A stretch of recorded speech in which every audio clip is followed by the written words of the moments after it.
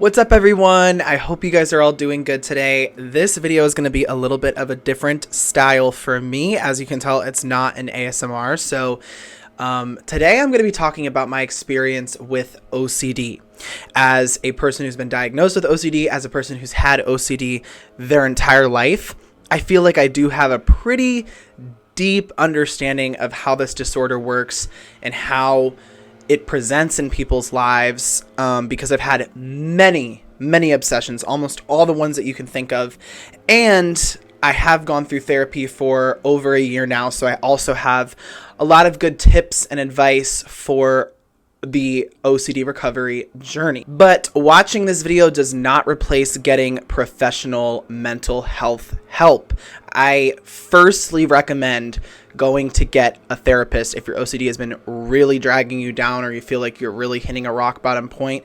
That's the only thing that was able to really drag me out of that. I don't think I could do it all by myself, no matter how much content I consumed. And I know that sucks because a lot of you guys might not have insurance or your insurance doesn't cover the therapy. And so unfortunately in America, it can be kind of impossible to get the help that you need. But if you can, I highly suggest going to something like NoCD. That's a great place to start. They actually use the therapy that's going to work for OCD specifically. You can't just go to any therapist that's going to use, cognitive behavioral techniques or just talk therapy or talk about trauma in your past, because that isn't always what OCD is about. Okay, OCD can happen in a person who has no trauma, was raised in a completely healthy, normal household, just like myself. It can, of course, also happen as a result of trauma. But a lot of times, 9 times out of 10, that type of therapy is not going to work for you.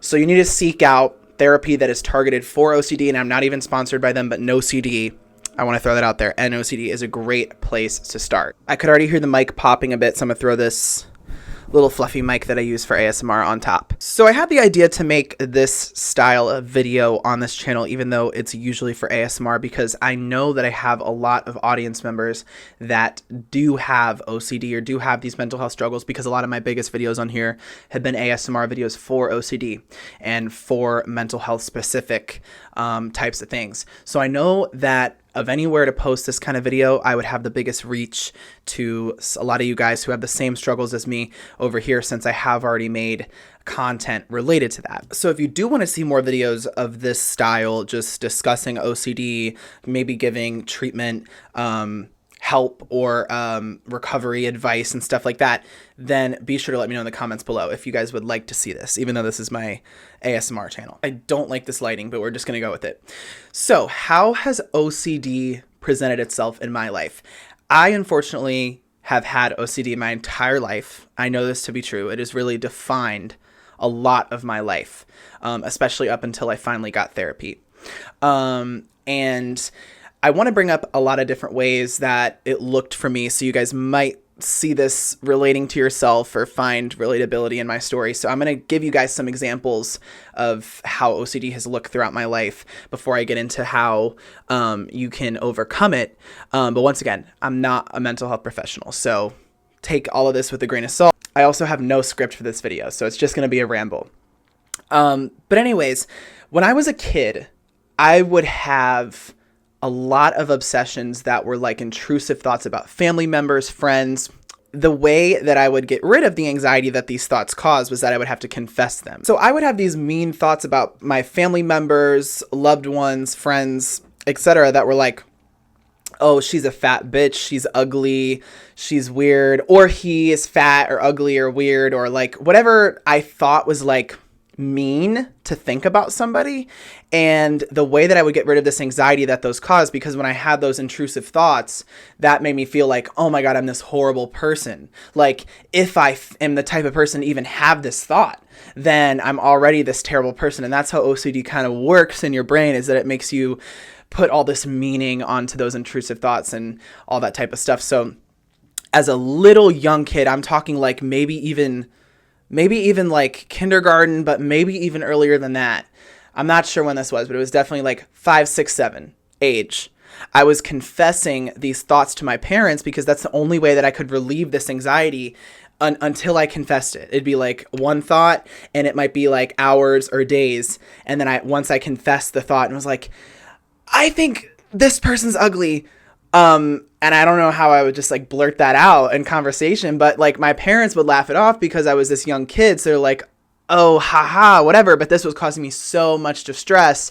And I was obviously feeding into it unknowingly as a young child, gaining reassurance from, oh, I confessed it. My parents don't think I'm a horrible person, because when you're that young, like what your parents think is kind of everything, right? And so I was like, I'm good. But then I'd have another thought. So that was like one of the first earliest memories that I have of having OCD. And by the way, you can develop OCD at any point in your life. Both genders can have OCD. It can come from trauma. It can just be genetic. It doesn't really matter where it comes from. So don't get too hung up on that. Maybe you can relate to my type of story. Maybe you can't. But it doesn't matter where your OCD comes from. The treatment for it is all going to be the same. So it doesn't matter. So that was one of my earliest memories. And I dealt with those types of themes a lot. Themes that made me feel like I'm a bad person. So having mean thoughts about people that I loved or wanted to be liked by or liked them, having intrusive and mean thoughts about them, and obsessing over thinking that those thoughts made me a bad person. And at some point when I got older, I stopped confessing thoughts, but there would be a compulsive rumination to reassure myself that I don't actually think that. Sometimes even reassure myself that the thought that I had isn't actually true. So like if I thought this person's ugly, or I see their Instagram post and I think they're fat, the reassurance would almost be reassuring myself, well, they're not fat, they're not ugly, which sounds so crazy. But it would almost be trying to reassure myself that that's just not even the case in reality, and it doesn't say anything about me and whatever, versus even trying to just like think it doesn't make me a bad person. Really weird, but the compulsions will do whatever the hell they want to try to make you escape this horrible feeling that you feel for having these thoughts and whatever. And that obsession specifically of having intrusive, mean thoughts about people would then show up in many different other obsessions. That was like, what if I commented that on their Instagram post? Social media was always a really big trigger for me, which is funny because it's what I do for work now and have for a long time. But that's also a big thing about OCD, is that it attacks things that you care about most. So when I was doing social media for work, in high school, all throughout college, really, until I got treatment, one of my biggest obsessions that I would have day in and day out is, did I comment something crazy? Did I comment a slur? Did I comment like something offensive? And I would literally have to reread over and over and over and over what I commented on a post, what I texted somebody, what I emailed someone important. And I could get to the point where I literally do not believe the meaning of the words I'm looking at. I'm like, what does this word even mean? What even are the letters? Like it gets that deep because OCD wants certainty. But we'll get into more of that towards the end of the video after I'm done discussing my experience. So that's a big thing for me, is thinking I typed something, thinking I said something in the past that was wrong or weird, thinking conversations are imperfect, not just imperfect, but thinking that the other person thinks I'm weird or I was mean. And if I was mean in this conversation, then that just means that I'm a bad person. And so it's just all of this like underlying fear that you're a bad person, that you made a huge mistake, that something's going to come back to haunt you. And it fixates on these specific obsessions of this one conversation or this one thing you did or this one text you sent. And it feels like until you can reassure yourself with 100% certainty that that didn't happen or that situation is okay and it was just right and perfect and not a problem, that suddenly you're not this bad person anymore. And it seems really crazy, but that is exactly how OCD works. And if you have OCD, even with other themes, I'm sure you can kind of relate to this. I have had in the past the themes that are more typical, like germaphobe, like thinking my hands aren't clean, because that's another thing that just kind of leaves you with this ambiguity of like, what even is the germs on my hands? I can't see them. And so OCD feeds on things that aren't really provable, aren't really based super deep in reality, and can't really be objectively known, because OCD feeds on wanting certainty. So that's why I think the germs is a thing for a lot of people with OCD, because it's like you can't really know. Like, did I just get germs on my hands from this doorknob? And when you break it down, it's like, okay, I might get sick, whatever. That's, all that would happen. But your OCD is deathly afraid of whatever that outcome may be. and convinces you that you need to avoid it at all costs. And it doesn't even matter if it makes any sense. Like, you might be okay with getting sick, but it just, my hands feel like they're dirty and it's just driving me insane. You know what I mean? It's really weird. So I've definitely had that in the past, thinking my hands are dirty, thinking the faucet isn't turned off. So like pushing the faucet, pushing the knob on the sink so hard until it almost breaks the wrong direction because I'm looking at the sink to check it and I can't even believe that it's off. Like, what if my eyes are deceiving me and I'm going to flood the entire house? Same thing with the stove, same thing with doors, same thing with like light switches being off. But I never had that in the way that was like, oh, if I do this 1, 2, 3, 4, 5 times just perfectly, like superstitiously in a way, that was never it for me. It's just, I'd have to check things over and over. So it's never really been like a numbers thing for me, or a superstitious thing, or I'm going to count 1, 2, 3, 4, step on this crack and then this crack and then this crack. I've never had that, thankfully, but that's all the same thing as well, because it's all just things that you're doing to reassure yourself that you're going to be okay, and feeding into the OCD. So for me, I've had it physically checking things, physically moving things that feel like they're in physical space aren't just right. And those are the things that are easier to identify as OCD and easier to kind of cut out, because you're like, okay, I got to stop checking this, right? And then those things, you know, they are really hard to overcome, but sometimes those are almost easier to label as OCD and go to therapy for, or just stop doing, versus those types of obsessions that are in your head that are like, I'm this horrible person. And I know exactly how you feel if you feel like you can't tell a therapist or you can't reach out to anybody because I can't explain these crazy sexual, gruesome, graphic things that I'm worrying about. It's not the same as just the faucet isn't off, right? But the way that I've seen my OCD work in my experience is that since I've had all of these obsessions, it doesn't really matter what the obsession is. The OCD is going to latch on to something that it sees as the biggest threat in this moment. So if you can come up with a bigger threat, the OCD will latch on to that. You can't change what your OCD is latching onto like on your own, but it will do it on its own. It operates as its own entity. It's like this monster inside your head. And so you don't have to see yourself as any different from someone who has the compulsive hand washing or the compulsive checking. You actually have the exact same problem. You both are dealing with the exact same problem and might even be experiencing the exact same amount of distress and dread that someone is experiencing when they think they killed somebody or they think they did something horrible or a horrible person. Even though those seem to be like worse and harder to deal with, you don't have to think of it as something that you have to approach any differently than unlocking or locking the door or washing your hands. So that's one thing. See, I'm going off on tangents here because none of this is written down and I've had this my entire life. So I've literally I could talk about it for days, but I'm going to shorten this part up so that we can get to a little bit discussing about how you overcome it. So OCD can creep up in ways that you just don't even realize that it's happening. Like OCD can just be about what you have to do today, feeling like you need to get this to-do list all in order in your head and feeling like you aren't going to be able to complete everything you have to do today, or you're not doing enough, or just so many different things. It can literally be about anything. So I had OCD badly ever since childhood, but it definitely was probably at its worst in high school because you're already going through a lot of changes. For anyone that's watching out there in high school, I pray for you because it's already just a really hard time, right? It's like everyone is so ruthless, so judgmental, just trying to fit in. You guys think you're old, you think you know everything, but you really are just little children, have no idea what you're doing. And everyone is just trying to like be cool and get by. And on top of that, there's lack of sleep because you have to wake up for high school at like freaking 6:30 in the morning, right? So I'm trying not to curse, by the way, because I don't want to get demonetized, but you have to wake up for high school at like 6:30 in the morning. You got to sit through all these classes. You have a million homework to do, which I found high school to almost be even more stressful than college. Although the content is easier, it's just like more and more day to day and like more consistently having to do high school work.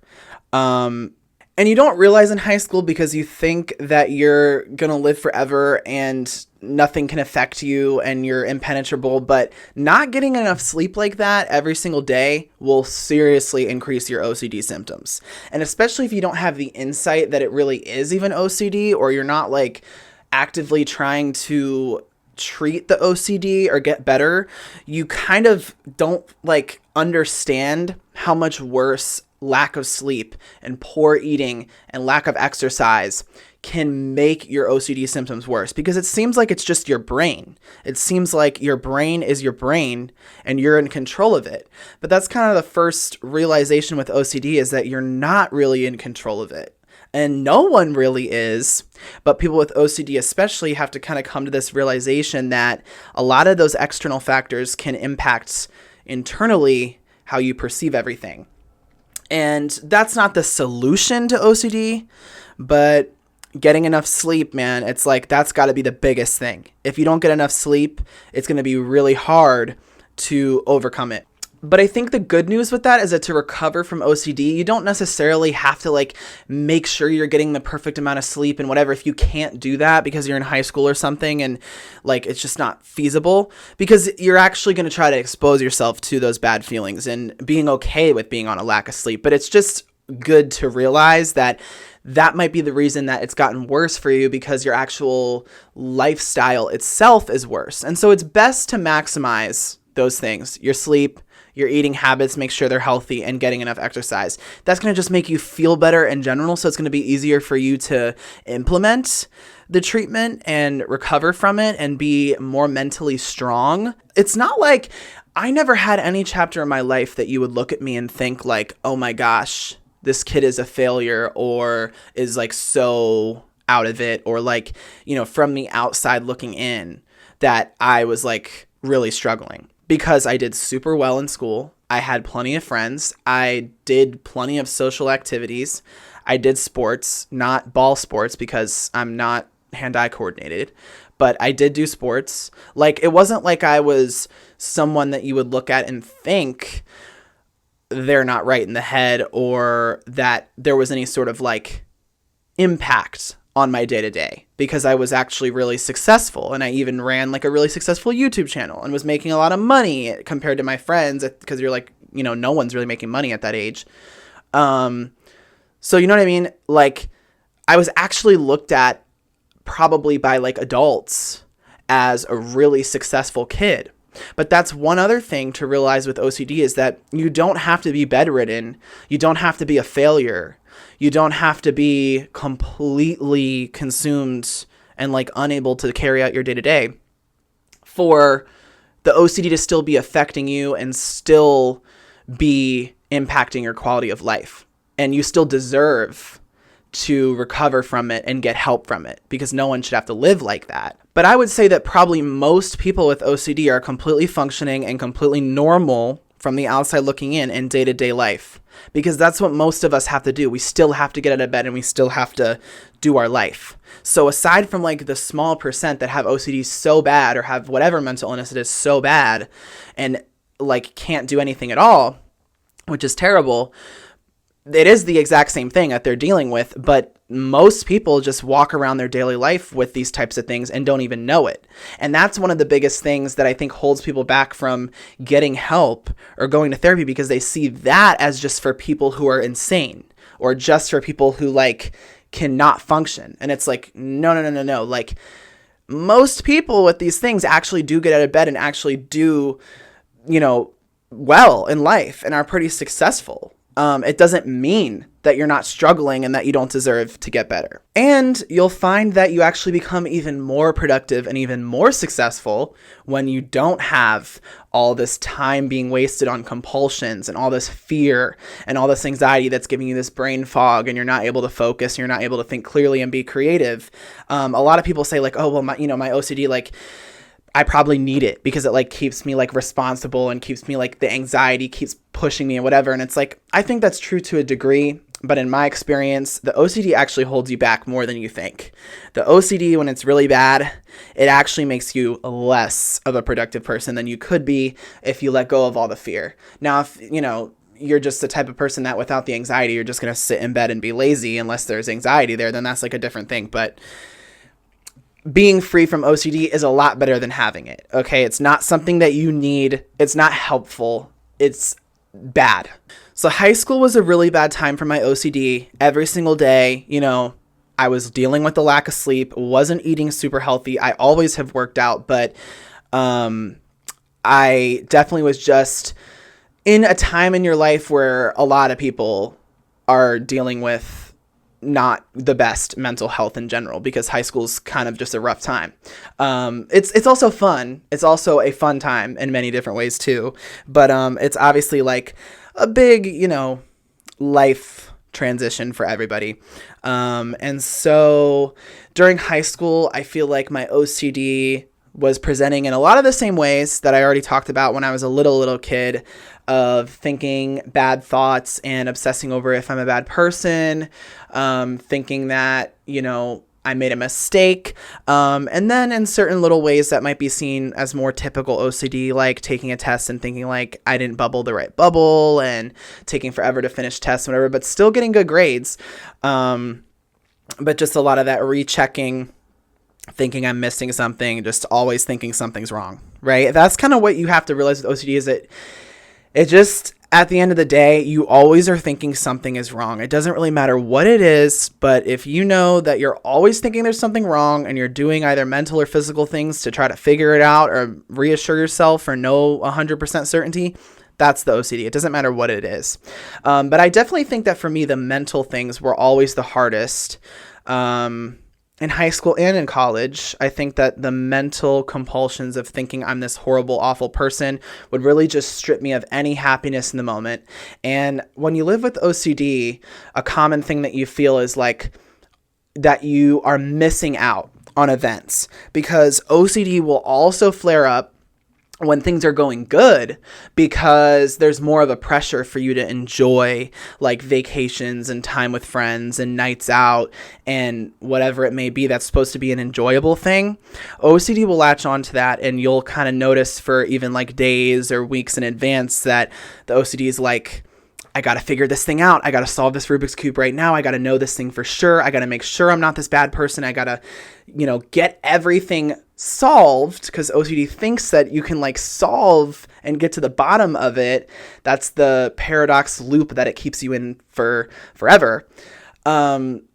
It tries to get to the bottom of everything before you go on this vacation or before Christmas or before you have your friends over. That was definitely a big part of OCD for me. And so I would feel like I was missing out on all these vacations because I'm on that roller coaster, when we were like younger, going on those types of vacations, like thinking about, oh my God, like I said this weird thing to this person 3 days ago. You know what I mean? Or I'm this horrible person because of this horrible thought that I had. And you just feel like you come home from these vacations or these times with friends where all you were doing the entire time was obsessing and trying to come to the bottom of everything and reassure yourself. And you were just feeling this guilt, this dread, this anxiety, this horrible feeling the entire time. And you just feel like you missed out on these life events that were supposed to be fun. And it's paradoxical because the reason that it happens that way is because your OCD wants you to enjoy this thing, but by feeding into it, you're actually making it worse. And that's the part that is, even when you know that, it's really hard to overcome it because it just feels so second nature, especially if you've lived with it forever. But it's really sinister how it creeps in there to everything that you love and care about and want to enjoy. And I went through many years of just like feeling like every single event, wow, I really missed out on that. And I would really latch on to like the 1 minute of relief you get from that compulsion in your mind. For me, a lot of it was almost always mental. For like that 1 minute that I got on that vacation or on that like Thanksgiving family time that I felt happy and was like laughing and like had just done my compulsion just right so that I was able to enjoy it for that moment. And that would be all I would get, like 1 minute of fresh air every hour or something. So that's how it can really feel. It can really feel like you are in a prison in your mind. It's crazy how much it can trap you and lock you down. And this can lead people to feeling a lot of lack of motivation, depression. I know every now and then I would just break down in tears because I would just be so upset about how many things I missed out on, or like concerts, or just anything you're supposed to enjoy. The OCD would love to creep up on that. But again, in those situations, you're actually doing it to yourself. And that's the thing that's so hard to realize, is that the OCD wants you to feed into it so bad because it wants to make sure that you've solved this thing by the time you get to this fun party. So throughout college, I also had my OCD just as bad as ever before. It had its ups and downs. But I remember specifically in freshman year of college was one of the worst episodes of my OCD, or chapters of my OCD, that I did have. In the second semester of my freshman year, where, in the spring semester of my freshman year, I was getting like really bad, having to check my pockets every time we went out because I started going out and drinking. And I think that's probably the explanation for why I had this like really bad flare up of the OCD, because I was drinking significantly and heavily and a lot for the first time. And I'll tell you what, the first semester of college, I still had my OCD, of course, because I always have it. But when I was drinking this heavily for the first time, I was feeling on cloud nine. I was feeling on top of the world. I was having some of the best nights ever because it would kind of wash away the OCD symptoms for longer than usual, for longer than the compulsions do, because the compulsions only give you like a minute of relief, if even that. I would feel like really great being completely blacked out and drunk and whatever. But then over time, I don't know what the science is behind this. I'm not a doctor. I'm not a therapist or a mental health professional, like I said. But I think it does seem, in my experience, that when you drink consistently and a lot over a period of time, it starts to send your mental health downhill. And you don't even realize that it's happening. But then you need more alcohol to feel the same level of good. First of all, I mean, everyone knows that. But if you have OCD, it's not going to like instantly make it worse. I mean, you have that anxiety the next day. You'll have like a hangover, and like OCD does flare up when you're sick or have a hangover or don't feel good. But it definitely over time starts to get worse because a lot of alcohol just makes your overall mental health worse. So that's similar to, like I said earlier, with lack of sleep and not a good diet. Anything that like typically for a typical person without OCD would make their mental health worse is just going to make your OCD worse. So drinking a lot, you know what I mean? But I have a feeling that's why in the spring I was like really having some compulsions, some obsessions come up that were like so bad that weren't things I typically dealt with. And one of the big ones for me was checking my pockets when we would go out to the bar. Just feeling like I had to check them like a million times. And it's crazy to think about because I don't typically deal with those physical checking ones like as much. But that was such a big thing for me, such a debilitating thing for me, that I just like got obsessed on this idea that I was going to drop my wallet or drop my phone or my keys because you're in this bar that's like shoulder to shoulder. And it's like not like a super unrealistic fear, but you have to realize, you know, when the OCD is latching onto it and it becomes irrational. And you can notice that if you're doing something a million times, like, you know, it's the OCD, or if it's like affecting you to the point where you're not enjoying a night out, you know, it's the OCD, right? You don't have to overthink that as far as like, is it just a normal checking or is it the OCD checking it? You'll know when it's affecting you in the way that OCD does that it's not normal. And, checking my pockets in that situation was definitely not normal. I was checking it so many times and doing exactly all the wrong things that you're not supposed to do, like handing all of my stuff to my friends, because I can't believe I did this. It's honestly really weird to think about all this. But I would have like my best friends like that I would go out with hold my wallet and my phone because I was like, and I knew I had OCD, so I would refer to it as OCD, but I just wasn't being treated for it. And I didn't really understand like how to overcome it. So I was just like doing all the wrong things to get this reassurance and certainty, and having my friends hold my phone and my wallet and my keys so that I knew, like, just even the idea that they had it, which doesn't actually make it more certain, right, that they're not going to drop it. Like, I probably should have trusted them less than me with my own stuff. But the OCD is so sinister that it's just like having it on me is like, was like a trigger. Like, I just know I'm going to have to keep checking it. So just put it in their pocket, and then like, I can't check it. So in a way, it just like stopped the compulsion, but I was doing it more in a reassuring way of like, okay, they have it. And also a reassuring way of like, I'm not going to experience the anxiety from it, because a lot of it is just running away from the feeling of the anxiety itself, not even the actual obsession. And so that was something that was ruining my nights a lot. I was having intrusive thoughts about my best friends, and I was meeting a lot of new people. So it was trying to get in there and make me feel like I wasn't worthy of these friendships. And anytime you're in like a successful chapter or a good chapter or a fun chapter of life, it's going to creep in even more because it really wants to tear down those things. It's like, no, you cannot enjoy this right now. You cannot, receive this love. You cannot receive this praise right now. You don't deserve this, because it's gotta pull up those things, dig up all those fears that you're not this good person, whatever. So it's easy to go off on tangents here, but it definitely was trying to make me feel like I was a bad person for thinking bad things about these people I was meeting, even though I was having such a great time. And from the outside looking in, doing great at school, having a great social life in a new college. This was actually during the COVID year too. So it was harder to meet people, but I was in Florida. So the COVID stuff was a lot more lifted. But like from the outside looking in, like had a great freshman year, was in like the most social dorm, made so many friends, went out all the time, did well in school. Like every box is checked. And once again, that doesn't mean that you don't have really bad OCD just because you're able to function. Okay. Most people are able to function and still live their lives, but it strips so much happiness from your life. And it did. And there would be nights where, me and my one friend, we would throw these like massive parties. And we would buy all this stuff and set up all these parties. Or no, actually, that's not true. I threw the parties later.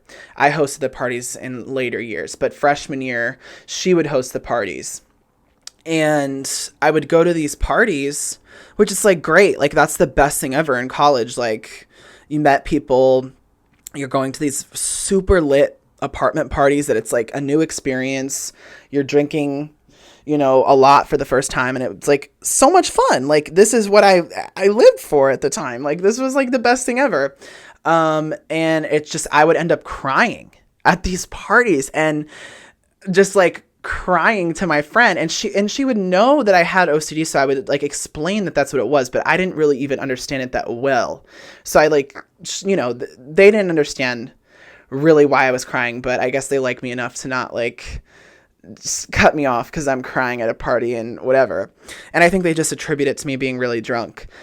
But yeah, I would literally end up like in tears because one thing that would happen at these parties. So some examples of this would be like one conversation where, let's say I forgot someone's name, or I thought I said something kind of wrong, or that wasn't taken the right way, or maybe like offended people. Or even one time it was like I spilled a drink on my friend's bed by accident. And like anything that would go slightly wrong would derail the entire night for me, because I had to ruminate about that over and over and over again. And I knew this was going to happen. It was like a self-fulfilling prophecy that my fear of it happening was also making it happen a lot more frequently, because I was anticipating that this was going to happen. So I would do everything I could to make sure that a night out in college was perfectly aligned and that everything was just right. And that as I got ready, I solved all of the issues.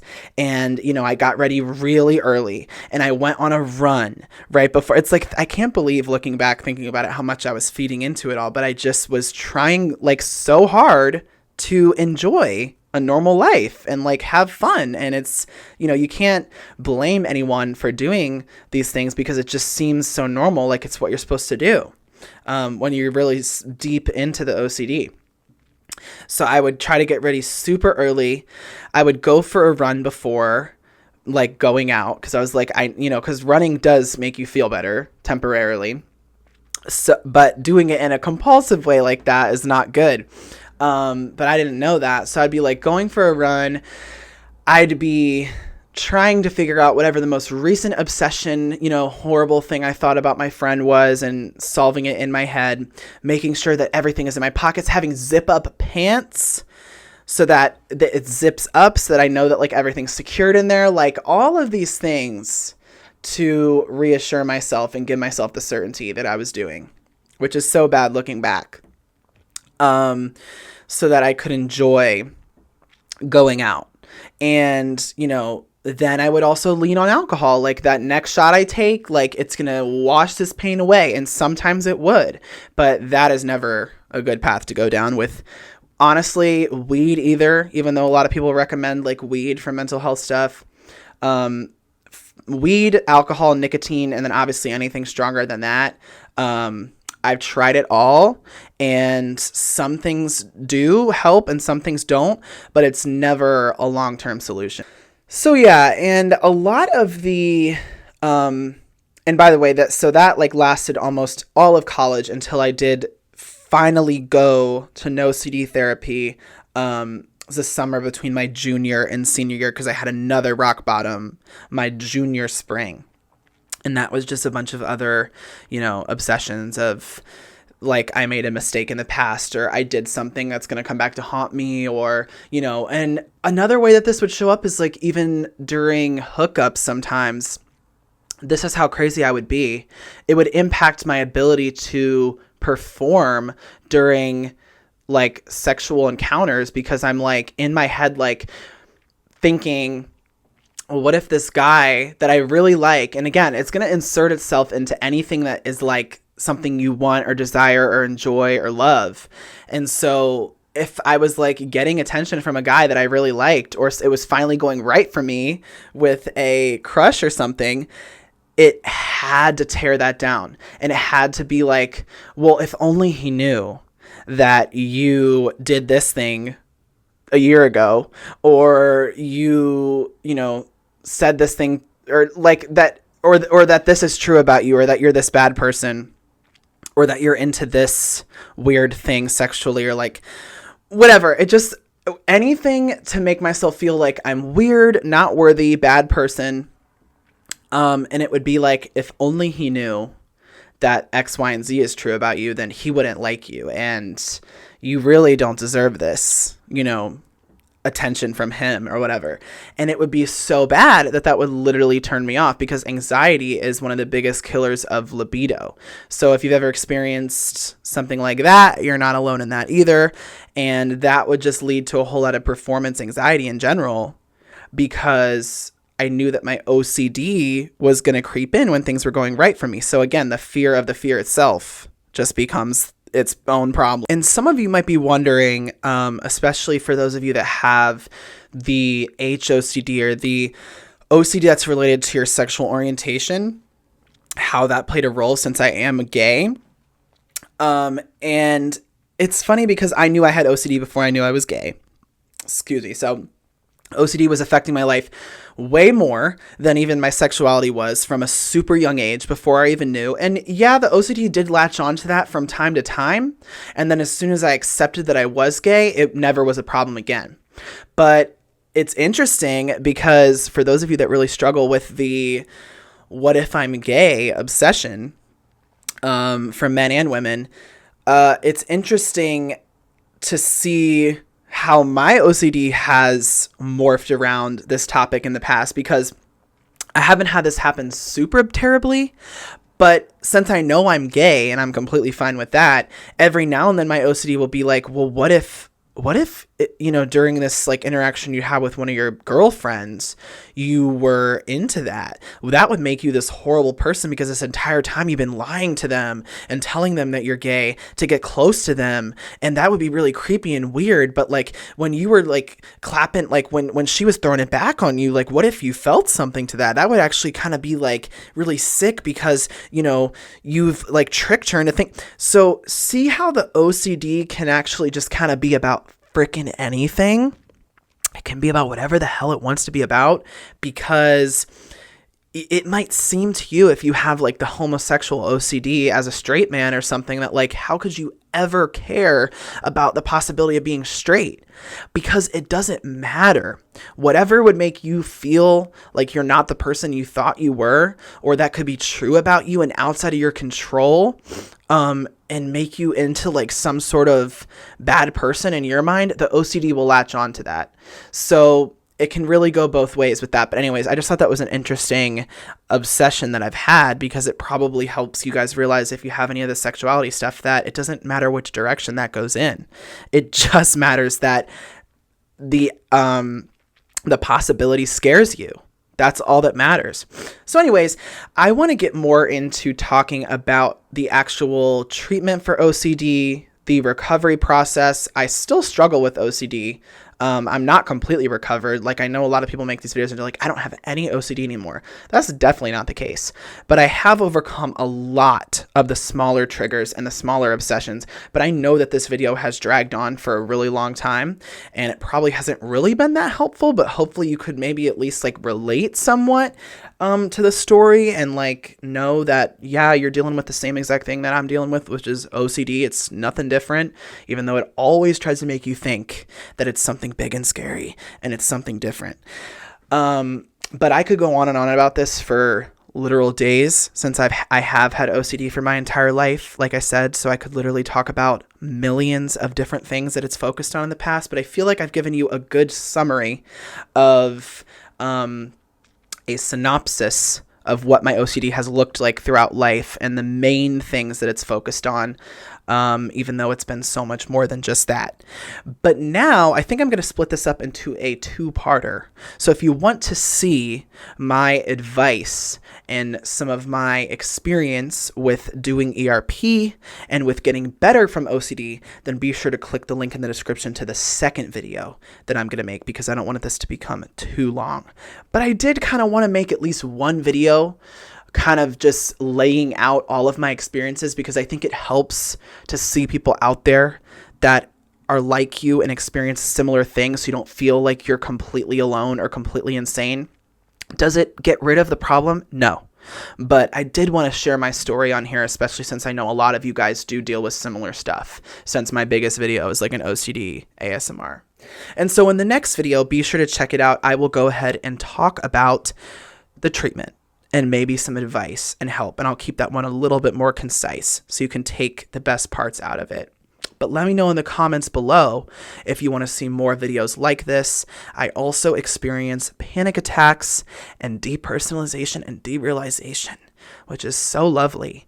But I didn't want to bring that up in today's video because it's a little different from the OCD and doesn't always have to be a part of the OCD, even though mine definitely intersect. But I just wanted to talk more about the OCD and the puro of it all.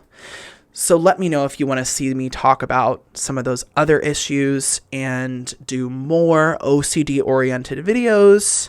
And let me know if you can relate to any of my story down in the comments below. I'm sure other people would like to interact and tell each other their experiences as well, because that's always helpful. So thank you guys so much for watching. Be sure to subscribe if you want to see ASMR from me, because that's what I usually do. And be sure to leave a like if you enjoyed. I will see you guys in the next video. Bye, guys.